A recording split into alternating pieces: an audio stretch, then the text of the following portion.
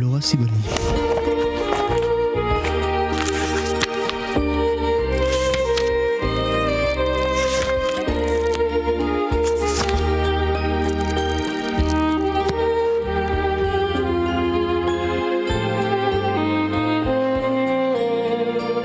Et un défi aujourd'hui, résumer Marcel Proust en 20 minutes.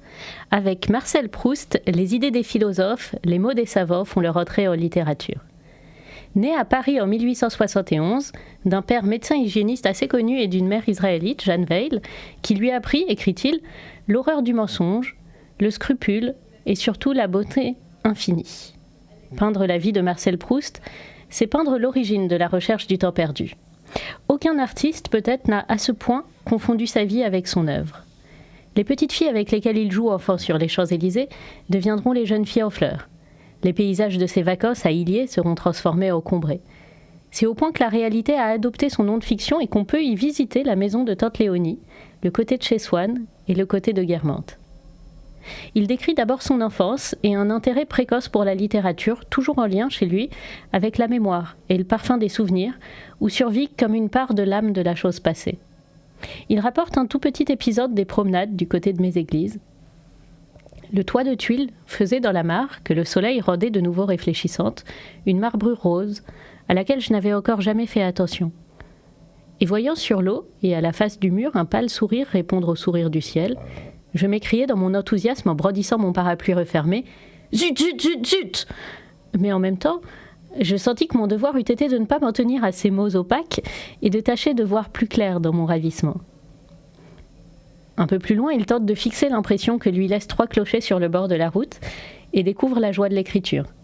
« Je ne repensais jamais à cette page, écrit-il, mais à ce moment-là, quand, au coin du siège où le cocher du docteur plaçait habituellement dans un panier les volailles qu'il avait achetées au marché de Martinville, j'eus fini de l'écrire, je me trouvais si heureux, je sentais qu'elle m'avait si parfaitement débarrassé de ces clochers et de ce qu'ils cachaient derrière eux que, comme si j'avais été moi-même une poule, et si je venais de pondre un œuf, je me mis à chanter à tue-tête. Des beaux débuts d'écrivain, donc. Il entre au lycée Condorcet, fonde une petite revue littéraire et surtout commence à fréquenter les salons mondains où il piochera les principaux personnages de son œuvre. Son premier livre, Les plaisirs et les jours, passe inaperçu, bien qu'on y trouve déjà le germe de ses thèmes futurs. La femme qui ne peut pas renoncer à une soirée, même pour un moribond, les parents qui surprennent la perversité de leur fille. Ensuite, commencent les années sombres. Proust perd son père en 1903, sa mère 2 ans plus tard, et l'aggravation de son asthme le pousse à s'isoler de plus en plus. Il se barricade dans une chambre tapissée de liège et de 1910 à 1922 écrit sans interruption à la recherche du temps perdu. Le premier volume, du côté de chez Swann, paraît en 1913 chez Grasset à compte d'auteur. Puis vient la Première Guerre mondiale, si bien que Proust ne connaîtra la gloire qu'à partir de 1919 et mourra en 1922. Durant son agonie, il prend encore des notes pour enrichir sa description de la mort de Bergotte. Marcel Proust est absolument inclassable. S'il a inspiré de nombreux auteurs, il se distingue en revanche de tous ses prédécesseurs et des écrivains de son époque. Il se rapproche plus des philosophes, comme Bergson. Il figure dans Le Peuple lu parce que l'origine de sa mère a été un poids dans les salons et parce qu'il a créé, avec Swann, avec Bloch, avec Rachel, la maîtresse de Saint-Loup, de beaux personnages de juifs sous l'affaire Dreyfus. Si le sujet vous intéresse, Antoine Compagnon a publié il y a 2 ans Proust du côté juif. Mais revenons à l'œuvre. La recherche n'est pas un livre, c'est un monument. Elle ne raconte pas une histoire. Elle déroule les fils du souvenir. On n'aurait pas pu rêver meilleur titre. C'est littéralement une recherche de ce temps, désormais passé, mais qui a accroché une partie de son âme dans des objets, des parfums, de brusques évocations de la mémoire involontaire. Le livre se lit du début à la fin, si on ne se laisse pas trop interrompre par les notes de bas de page, mais il se construit à partir de centres névralgiques dont le principal reste évidemment celui de la Madeleine. Et bientôt, machinalement, accablé par la morne journée et la perspective d'un triste lendemain, je portais à mes lèvres une cuillerée de thé où j'avais laissé s'amollir un morceau de Madeleine. Mais à l'instant même où la gorgée mêlée des miettes du gâteau touche à mon palais, je tressaillis, attentif à ce qui se passait d'extraordinaire en moi. Un plaisir délicieux m'avait envahi, isolé, sans la notion de sa cause. Il m'avait aussitôt rendu les vicissitudes de la vie indifférentes, ses désastres inoffensifs, sa brièveté illusoire, de la même façon qu'opère l'amour, en me remplissant d'une essence précieuse. Ou plutôt, cette essence n'était pas en moi, elle était moi. J'avais cessé de me sentir médiocre, contingent, mortel. D'où avait pu me venir cette puissante joie ? Je sentais qu'elle était liée au goût du thé et du gâteau, mais qu'elle le dépassait infiniment, ne devait pas être de même nature. D'où venait-elle ? Que signifiait-elle ? Où l'appréhender ? Je bois une seconde gorgée où je ne trouve rien de plus que dans la première, une troisième qui m'apporte un peu moins que la seconde. Il est temps que je m'arrête, la vertu du breuvage semble diminuer. Il est clair que la vérité que je cherche n'est pas en lui, mais en moi. Il y a éveillé, mais ne la connaît pas, et ne peut que répéter indéfiniment, avec de moins en moins de force, ce même témoignage que je ne sais pas interpréter et que je veux au moins pouvoir lui redemander et retrouver intact à ma disposition, tout à l'heure, pour un éclaircissement décisif. Je pose la tasse et me tourne vers mon esprit. C'est à lui de trouver la vérité. Mais comment ? Grave incertitude, toutes les fois que l'esprit se sent dépassé par lui-même. Quand lui, le chercheur, est tout ensemble le pays obscur où il doit chercher et où tout son bagage ne lui sera de rien. Chercher ? Pas seulement, créer. Il est en face de quelque chose qui n'est pas encore et que seul il peut réaliser, puis faire entrer dans sa lumière. L'esprit doit créer. Il va pouvoir faire rejaillir, de ces miettes de madeleine trempées dans le thé, l'atmosphère d'une jeunesse révolue, aux promenades partagées entre le côté de chez Swann et le côté de Guermantes. Alors, commençons par une petite pause musicale. Je vous laisse inventer votre petite phrase de Vinteuil. Et tout de suite, vous reconnaîtrez...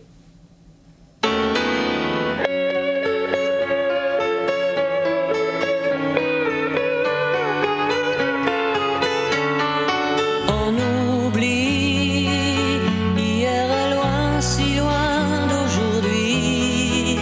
Mais il m'arrive souvent de rêver encore à l'adolescent que je ne suis plus.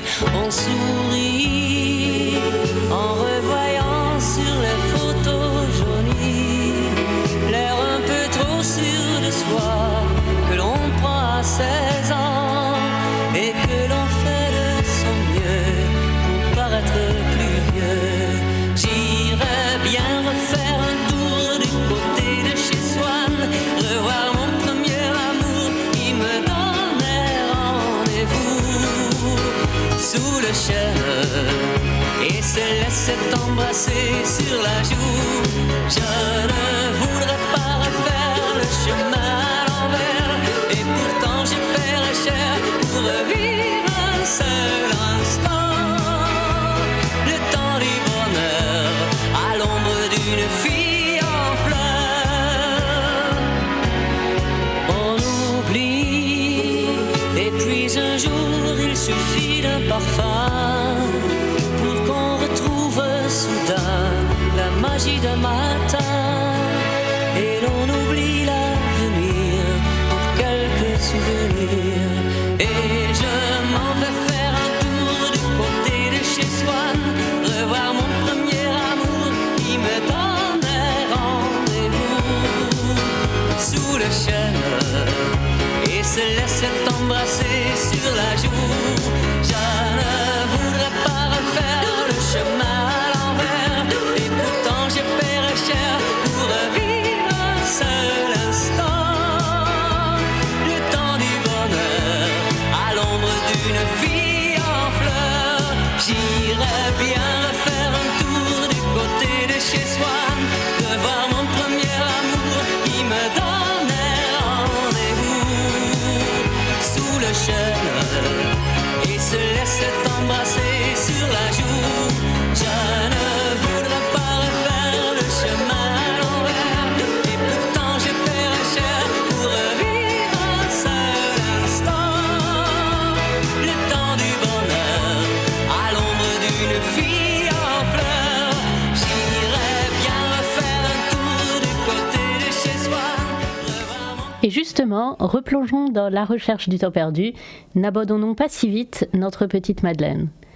Proust se demande: arrivera-t-il jusqu'à la surface de ma claire conscience, ce souvenir, l'instant ancien que l'attraction d'un instant identique est venue de si loin solliciter, émouvoir, soulever tout au fond de moi ? Je ne sais. Maintenant je ne sens plus rien. Il est arrêté, redescendu peut-être. Qui sait s'il remontera jamais de sa nuit ? 10 fois il me faut recommencer, me pencher vers lui.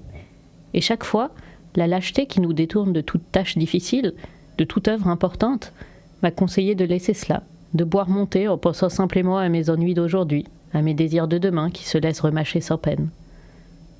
Et tout d'un coup, le souvenir m'est apparu.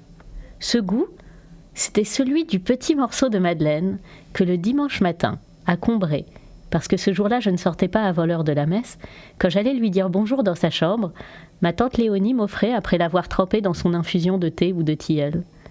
La vue de la petite madeleine ne m'avait rien rappelé avant que je n'y eusse goûté. Peut-être parce que, en ayant souvent aperçu depuis sans en manger sur les tablettes des pâtissiers leur image, avait quitté ses jours de Combray pour se lier à d'autres plus récents. Peut-être parce que, de ces souvenirs abandonnés si longtemps hors de la mémoire, rien ne survivait, tout s'était désagrégé.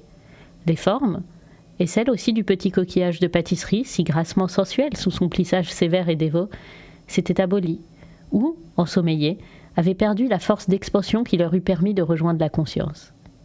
Mais quand d'un passé ancien rien ne subsiste, après la mort des êtres, après la destruction des choses, seule, plus frêle mais plus vivace, plus immatérielle, plus persistante, plus fidèle, l'odeur et la saveur restent encore longtemps, comme des âmes, à se rappeler, à attendre, à espérer, sur la ruine de tout le reste, à porter sans fléchir, sur leurs gouttelettes presque impalpables, l'édifice immense du souvenir.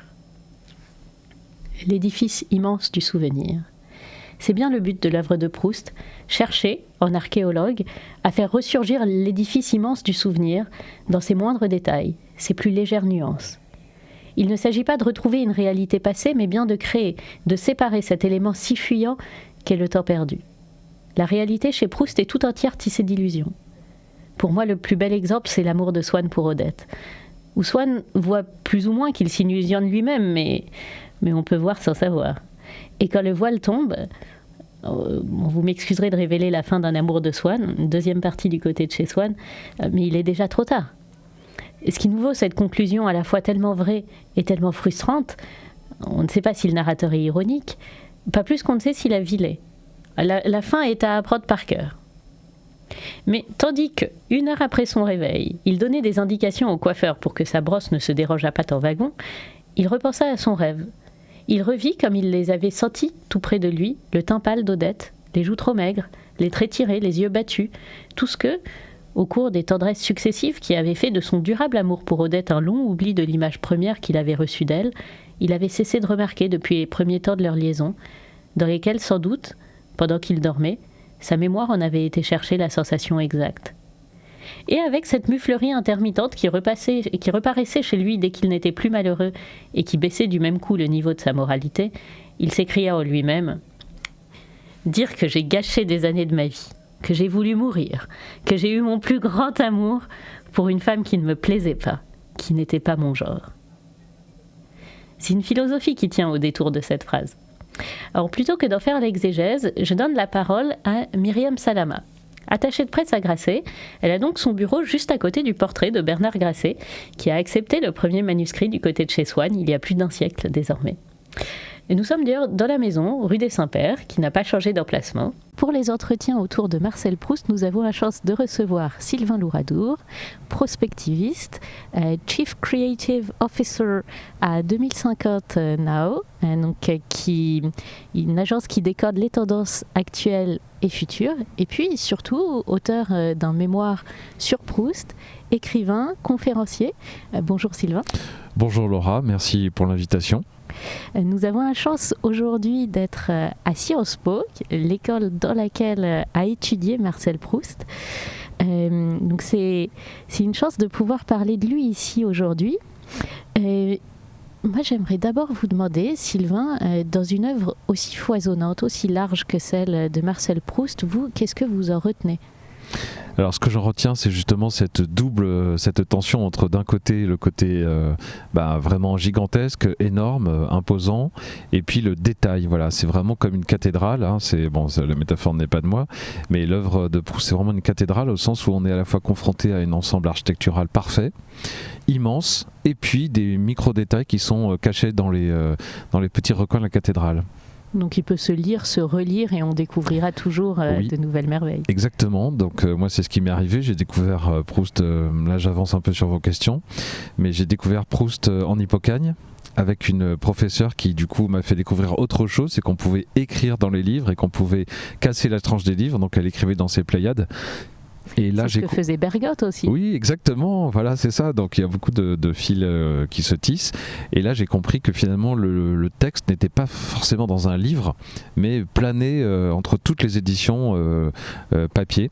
Et c'est pour ça que je me suis mis, cette façon un peu fétichiste, à acheter des éditions de Proust en poche, en Pléiade, de toutes les éditions possibles, pour me dire que le texte flottait quelque part entre tous ces objets concrets.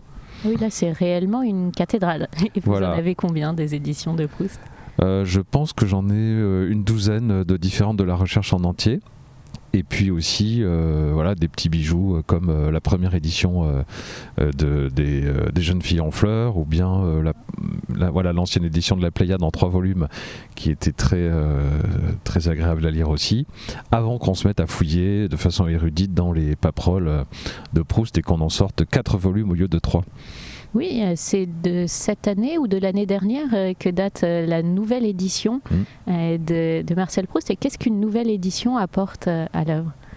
Évidemment, c'est le plaisir de l'érudit par rapport à cette lecture-là. C'est-à-dire, si on commence à bien connaître Proust et la recherche, on a envie de pénétrer les secrets d'écriture, parce que c'est quand même un destin assez particulier que de vivre, puis de se reclure pour écrire. Voilà, d'autant plus que la recherche était prévue pour être beaucoup plus courte, et qu'à cause ou grâce à la guerre, elle a été beaucoup rallongée. Et donc une nouvelle édition, c'est le plaisir d'aller dans des versions différentes. Donc par exemple de découvrir qu'à la place de la Madeleine, on aurait dû avoir une biscotte, et qu'évidemment la métaphore aurait été peut-être moins suivie, filée et galvaudée. Mais c'est une des choses qui m'a marquée avec Marcel Proust, c'est qu'il a des fans absolus. Il y a une société des amis de Proust qui ont investi la ville d'Illier-Combray, qui a même pris son nom de fiction dans la réalité, qui s'occupe de préserver la maison de Tante Léonie, de rendre vivant et de faire vivre au-delà du papier l'œuvre de Proust. Vous en faites partie ? Alors pas du tout, donc je pense que c'est très bien pour l'industrie de la Madeleine, notamment sur place, mais je pense que je suis pas du tout fétichiste de la personne ni de l'œuvre en fait, c'est vraiment tout ce qu'elle m'apporte moi à la lecture. Et puis en effet, comme vous disiez, à chaque lecture c'est complètement différent. Parce que moi j'ai changé, donc chaque phrase est relue de façon totalement différente. Et puis aussi je pense qu'il y a un aller-retour entre ce que lui décrit de façon tellement juste et ce qu'on peut vivre dans la réalité. Donc par exemple, j'ai plus la citation exacte en tête, mais le fait de se retrouver au réveil avec tout un tas de mondes possibles autour de nous et de ne pas savoir exactement dans lequel on va se projeter, ça c'est vraiment un cercle autour de lui. Oui, c'est ça exactement. Bravo Laura, vous avez la citation en tête. Et donc ça c'est quelque chose d'absolument magique, parce que c'est une sensation que nous avons toutes et tous éprouvée confusément. Pour moi Proust c'est très simple. Il a mis en mots tout ce qu'on peut éprouver dans une vie de façon plus ou moins confuse. Et dans une vie parisienne, dans une vie germano-pratine tout de même. Alors, évidemment, le contexte est très circonscrit, dans une époque, dans un lieu. Mais enfin, je pense quand même qu'on tend une certaine universalité, puisque Proust s'intéresse principalement aux sensations. J'étais, il y a quelque temps, dans une résidence d'écriture, et on a passé une soirée à se lancer des références de Proust qu'on ne savait même pas avoir. Parce que, par exemple, cette scène tout au début de la recherche, où il dit « il est minuit, c'est l'heure où le malade qui est dans sa chambre voit passer un ray de lumière sous la porte et se dit « on va me sauver ». Non, c'est le dernier domestique qui rentre. On ne savait même pas qu'elles étaient restées en nous, toutes ces scènes, et on a commencé à les échanger. Pour vous, Proust, c'est vraiment cette étoffe du souvenir de tous ces petits cailloux blancs qui sont pour vous universels. Oui, et surtout ce qu'on peut éprouver au cours de la vie, entre les périodes de sa vie, dans les relations aux autres, le monde, voilà. Donc moi je pense que la lecture de la recherche, alors j'ai lu toute la recherche, alors en fait j'ai pris prétexte d'un travail universitaire pour avoir la chance de pouvoir lire intégralement la recherche en un été. Donc je me suis enfermé comme lui un été dans le sud, volet clos, comme un hibou. Il y a un livre qui s'appelle Un été avec Proust. Oui, exactement. Mais pas de moi, hélas. Mais bon, voilà, je me suis enfermé, j'ai lu la recherche, et puis mon mémoire portait sur la lumière dans la recherche du temps perdu. Donc la lumière sous tous les plans, symboliques, esthétiques, physiques, corpusculaires, autres, etc. La lumière des vitraux. La lumière des vitraux, bien sûr. Voilà. Et donc c'était une époque avant les outils, avant Internet en fait. Donc j'avais relevé à la main toutes les mentions de la lumière, quelle qu'elle soit, du scintillement au flamboiement, du soleil au petit pan de mur jaune, à la main, donc dans la recherche. Voilà. Donc c'était une expérience très particulière que cet été avec Proust. Mais c'est fascinant, la lumière chez Proust. C'est Proust qui m'a fait prendre conscience aussi de l'ancienneté de la photographie, parce qu'il mentionne assez souvent la photographie avec des références quand même très contemporaines. Il parle déjà de son Nikon, je crois. Est-ce qu'il y a cette idée de capter le temps perdu, mais qui... en tout cas, chez Proust, il y a beaucoup, il m'a semblé... un côté scientifique, il utilise le vocabulaire scientifique, il est au courant des avancées scientifiques de son époque, mais qu'il va complètement s'approprier sans mystique dans une... J'aurais du mal à dire quel est le but de la recherche. J'ai l'impression que c'est pas de comprendre, que c'est plus d'éprouver. Pour vous, quel est, à votre avis, le sens de la recherche ? Alors ça, évidemment, c'est très compliqué de répondre. Sur l'aspect scientifique, oui, la photographie, l'avion, la physique quantique aussi, la relativité. Donc tout ça est soit exprimé, soit en germe dans la recherche. Donc c'est quand même extraordinaire parce qu'il a écrit ce livre en captant tout ce qui pouvait se passer autour de lui. Donc c'est là où on sort du côté germano-pratin, et en l'écrivant, le redisant de façon hyper claire et très très affûtée. Donc c'est pour ça qu'en lisant Proust, je pense qu'on gagne des années d'expérience de vie, des années d'expérience de compréhension du monde, des personnes autour de soi, et puis des relations entre les personnes. Voilà, un peu comme en lisant Balzac, mais de façon moins feuilletonesque.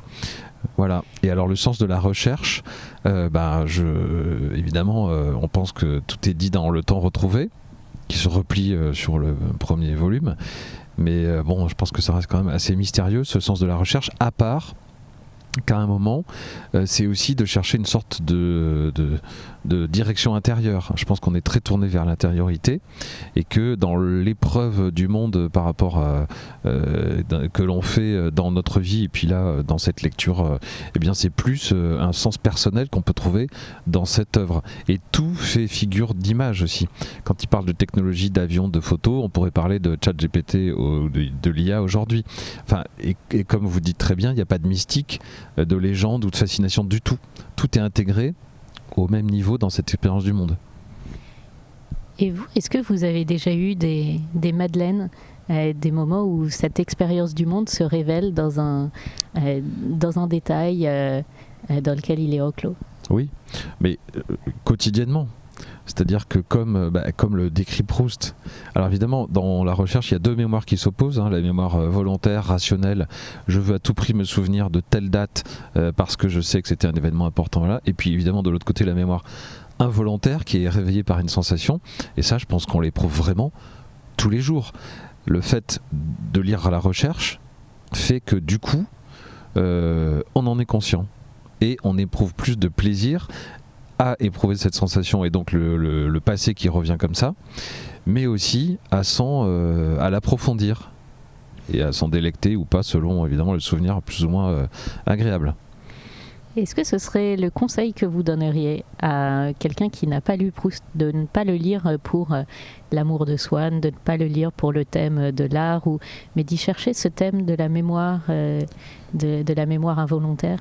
Alors oui, je pense que c'est une bonne idée de conseiller quelqu'un qui n'aurait jamais lu Proust sur ce fil de la mémoire involontaire, mais aussi je conseillerais de s'y retrouver. C'est qu'à chaque détour de phrase, enfin quasiment, pas forcément, mais à chaque page en tout cas, une phrase, au détour d'une phrase, on se retrouve soi-même dans ses sensations, dans ce qu'on a éprouvé dans son enfance, dans son adolescence, à l'âge adulte, quel que soit l'âge en fait. Et est-ce que vous avez un conseil spécifique pour les gens qui ont commencé la recherche du temps perdu et qui l'ont abandonné en cours de lecture ? Alors ça, c'est une question qu'on m'a souvent posée, parce que, comme, voilà, si on considère que je connais un peu Proust, alors souvent j'ai donné comme conseil de commencer par Les jeunes filles en fleurs, et puis au fur et à mesure des années, selon mes relectures, par d'autres entrées. Mais finalement, je pense que rien ne vaut de commencer par Longtemps je me suis couché de bonne heure. On comprend que la légende... Par le début. Voilà, le début, les tout premiers mots, les 8 premiers mots. Alors pourquoi lire Proust, c'est important aussi, parce que c'est une invitation à exercer son sens critique, à casser tous les clichés. Bon, exemple, Proust fait des phrases tellement longues qu'elles sont incompréhensibles. Bon, Longtemps je me suis couché de bonne heure, c'est 8 mots. Voilà. Est-ce que vous avez un dernier conseil, un dernier mot pour conclure ? Alors oui, c'est de lire Proust en extérieur. Comme là, aujourd'hui, ce podcast est enregistré dans un jardin potager. Donc je pense que c'est très important de lire Proust, non pas dans son lit ou au coin du feu, mais vraiment à l'extérieur, l'été, pour emprisonner toutes les sensations de l'été dans ces pages-là. Et ensuite, quand on réouvre la recherche, eh bien, tout ressurgit. Ce qu'il faisait lui-même avant d'être appelé pour le dîner. Exactement. Et quelle édition est-ce que vous recommandez pour la lecture en extérieur ? Alors une édition de poche que l'on peut soumettre à toutes les intempéries, le soleil, la pluie, l'herbe, les insectes, le café, etc. Il n'y a plus aucune excuse, hormis le mois de novembre, pour ne pas se mettre à la lecture de la recherche du temps perdu. Merci beaucoup Sylvain Louradou. Merci beaucoup Laura. Et très bonne lecture à vous. Merci.